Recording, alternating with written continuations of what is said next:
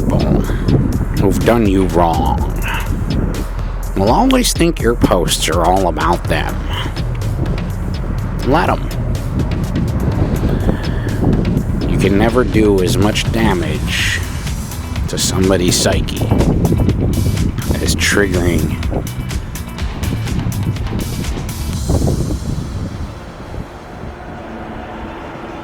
I swear to God, it's like every time I sit out here, there's more noise than ever before. You can never do as much damage to somebody's psyche as triggering their own conscience. A guilty conscience needs no accuser. People know who they are and what they do. You just gotta get better at recognizing them from further away.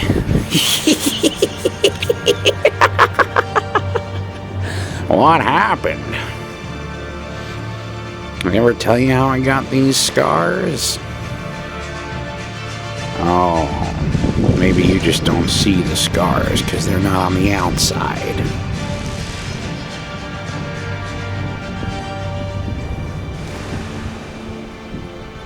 Do I really look like the kind of guy who has a plan? I just do things. I'm an agent of chaos. Yeah.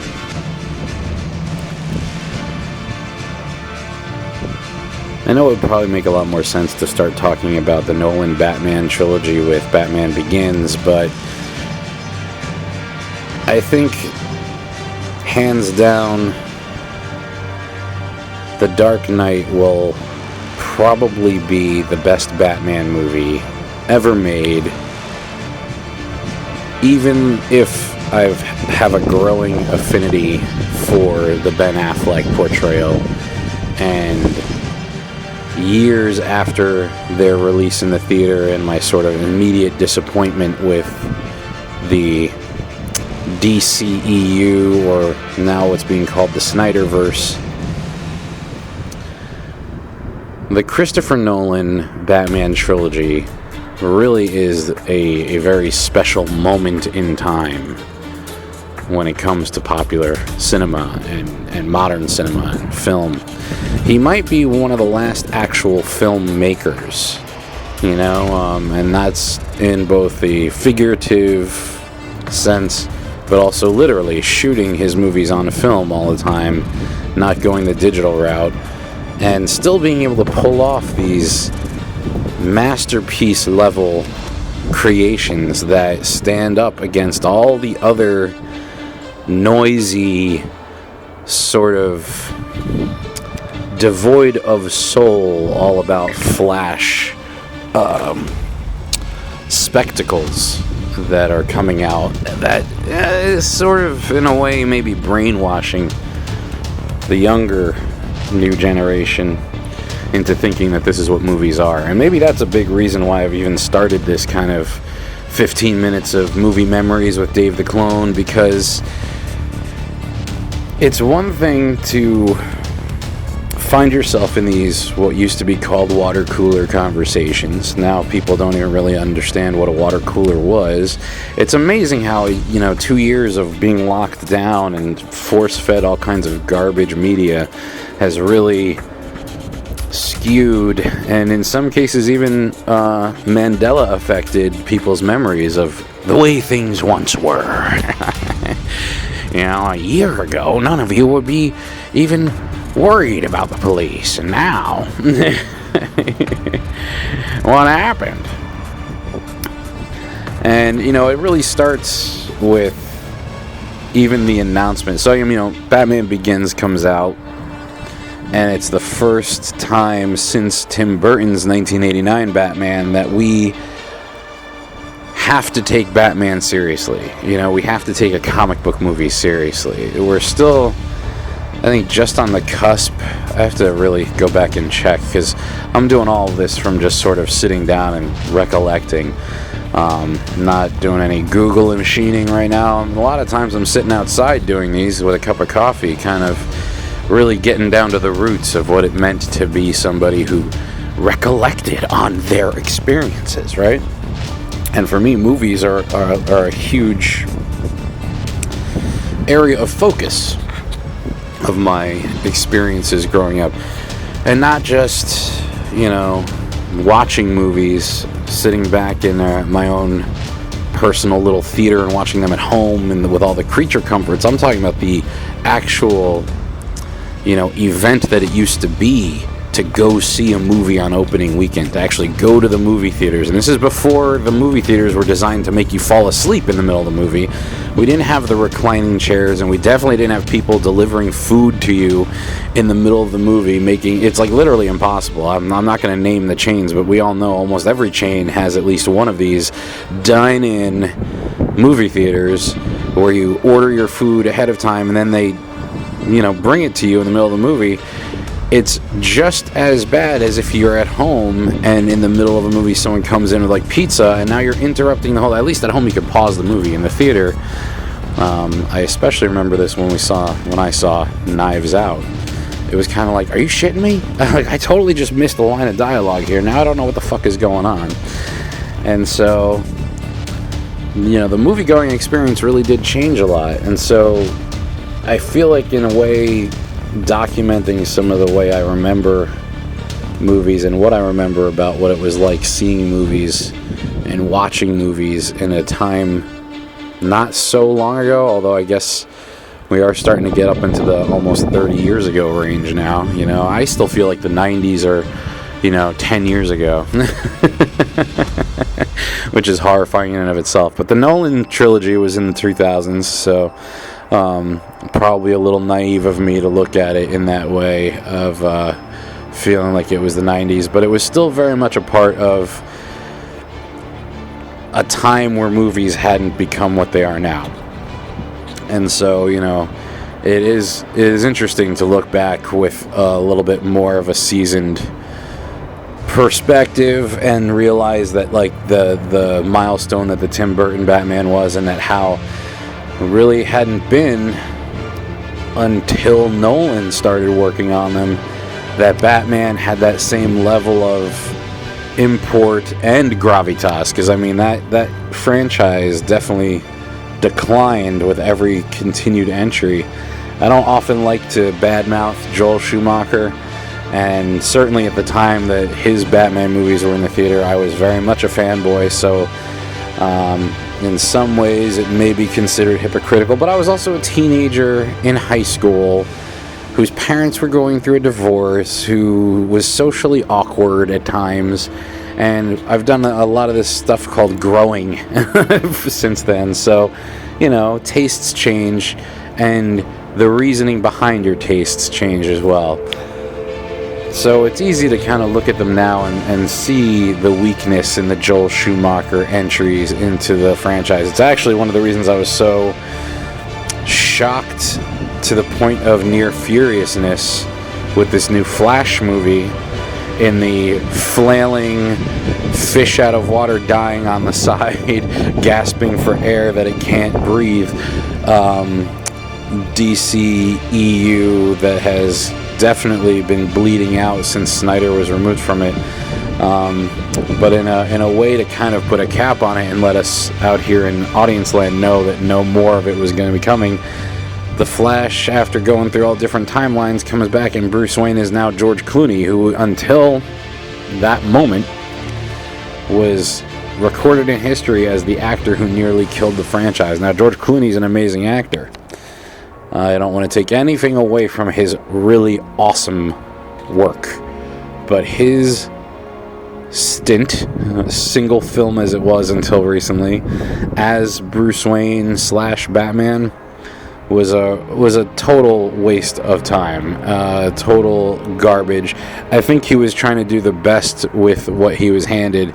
I think an awful lot of the weight of that dumpster fire has to be hung around Joel Schumacher's neck, because his take was definitely trying to go for more of the comic book look, the living comic book, and I think as a teenager that really worked for me.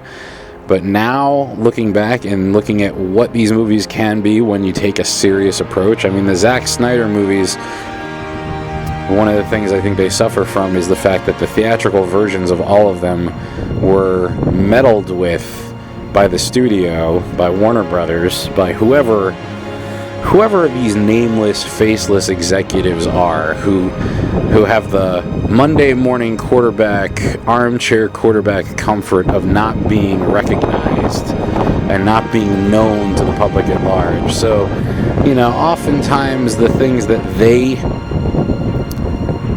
inflict upon the films go unanswered for because we don't know who they are to hold them accountable. And the only people we do know are the directors and the actors, so we foist all kinds of blame upon them. When really, the proof, I epically despised Batman vs. Superman Dawn of Justice when I saw it in the theaters. And then you watch the director's cut, which has a half an hour of footage restored into it, and suddenly you're like, actually, this wasn't so bad.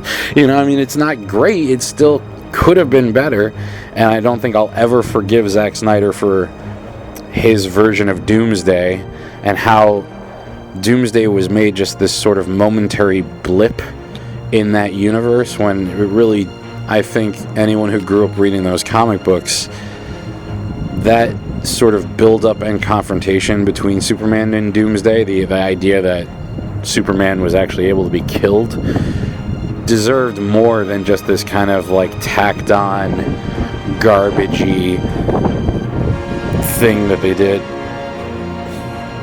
And all this to say that of all the people who've tried to really restore the idea of a Batman movie to what Tim Burton was able to pull off with Michael Keaton and Jack Nicholson, has been Christopher Nolan.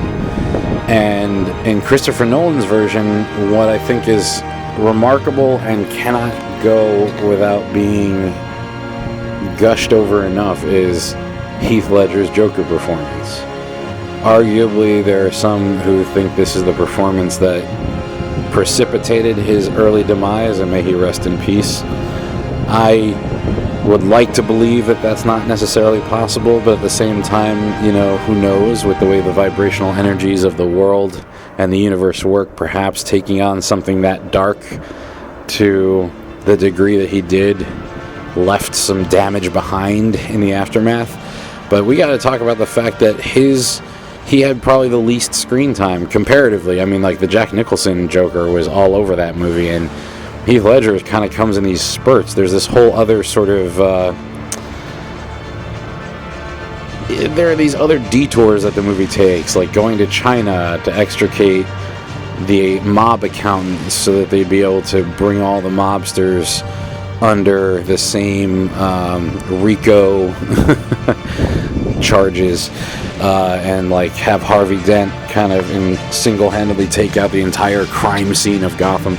The other thing too is we got to think about how they sort of sandwiched together what could have been two movies, with the Harvey Two-Face storyline coming in at the end, but Joker interacting with Harvey Two-Face was pretty epic. So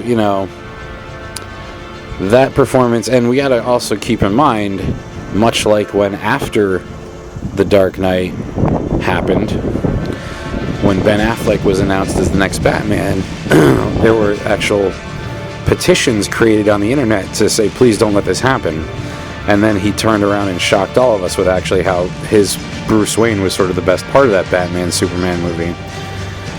Much the same way when we heard Heath Ledger, wait, the 10 things I hate about you guy is going to be Joker? Are you serious?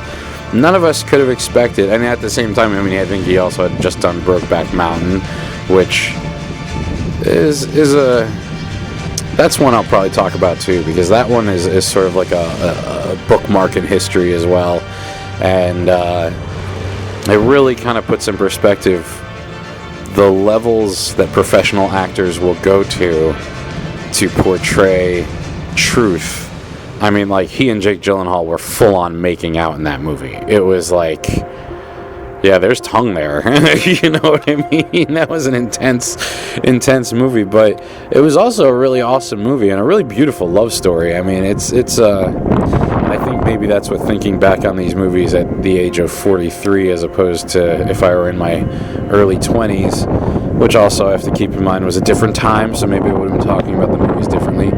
I think it's one of the things you realize you're getting older is when you can say, oh yeah, I really liked Brokeback Mountain. I felt for those guys. And so much in the same way you have to admit, for me, I movies that I used to call guilty pleasure movies. There's this one called A Walk to Remember, starring Mandy Moore and Shane West. It's like I almost gagged saying that. And until I just watched it the other day on Amazon Prime because it came up in the carousel as available to watch, I didn't even realize it was based on a Nicholas Sparks book. Now I'm someone who never watched The Notebook, but I did watch this movie, and it stuck with me. Like, in fact, I gotta tell you, being in this sort of weird state I'm in, sort of recovering my life from catastrophe and emotionally having times where I'm all over the place. That one, I basically was crying the entire time I was watching the movie. And it's not just because of what was going on. It's not because of this cheesy love story, but featuring a pop singer at the time who was, they were kids. It's amazing how, I watched that movie when I first graduated college, and all it did was make me lament that I was no longer in high school. I watch it now and I'm going, man, look at these kids. look at what's going on with these kids. It's a pretty cool story for watching a dude kind of mature at the time he needed to in order to save his own life. And I really wish that there was some top-of-mind, apparent, easy way to connect that to some kind of arc in the Batman movies. I think there was a certain amount of that Bruce Wayne growing up that was always happening in those movies that I could say maybe parallels. This kid easily could have been a teenage Bruce Wayne. And yeah, I know that's a stretch, but we'll leave it at that because it's my podcast and it is what it is. In any case, maybe this is just more of like a movie moments memory entry, because it really didn't focus on the Dark Knight or the Nolan Batman movies as much as I wanted it to, but it really is kind of a statement on the state of affairs of films today. I wouldn't be surprised if more than the majority of these entries are going to be about movies from the 90s, maybe going into the early 2000s. And just as a sort of testament to how movies used to be and how special and magical, even like a sort of what you might consider a throwaway comedy, but like a movie like So I Married an Axe Murderer, Mike Myers film, at a time when all he was doing was the Wayne's World stuff and he was known for being on Saturday Night Live. You have this sort of out of nowhere standalone movie with him and Anthony LaPaglia and I always forget her name, the star, the female lead in the movie, but it really was this cultural moment there. Everybody was doing the lines from that movie in school. Even the other day I was on Facebook and somebody posted one of those, what's a movie you could say one line from and everybody instantly knows what movie you're talking about, and I commented, "Heed pants now," and a lot of people liked and laughed at that because that's how impactful it was. I don't see that happening with a lot of movies now. A lot of movies, like even Knives Out, I thought that movie was great, but I only watched it once. I haven't felt very compelled to watch it again. And then there are movies like Casino Royale and I know, Daniel Craig all of a sudden, that I watch repeatedly. And there are some movies that I watch repeatedly and I don't get tired of them. And every time I watch them, I see something new. And similarly, we will probably talk about some TV shows on here, but I don't think more than a month has gone by so far in 2023 where I haven't restarted and watched to completion the entire series of Mr. Robot. So, you know what I mean? If that says anything, it either says that I'm crazy, which is very possible. In fact, I think I cop to that quite often. But it also says that there's something about that show, especially with what's going on in the world now. That show is about 10 years old, and there are things happening in it that are very apropos for our current affairs,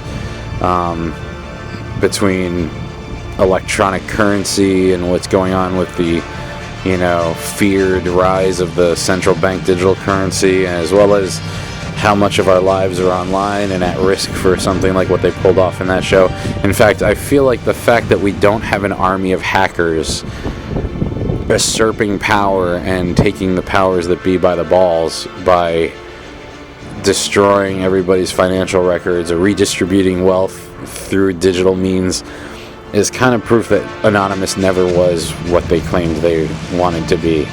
And this isn't me necessarily calling them out to say I don't believe in their potential, but I do think that if there are this sort of altruistic group of hackers out there, I really wish they'd get off their asses and make something like Fight Club or Mr. Robot happen. You know, ease the pain for all of us out here. Be a Batman on a national level. You know, that's the other thing. You know, it's funny, we talk about Batman and how it's a billionaire who just was able to focus the energy from the pain he was feeling from losing his parents into becoming this vigilante, and he had the money to be able to technologically outclass the police and the law enforcement.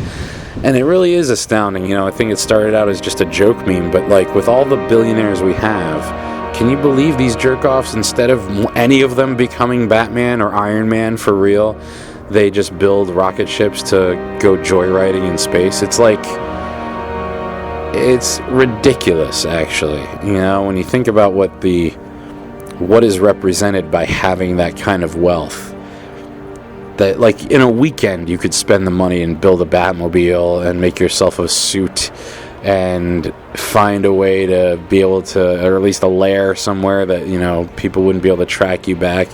You'd be able to live your secret identity life there.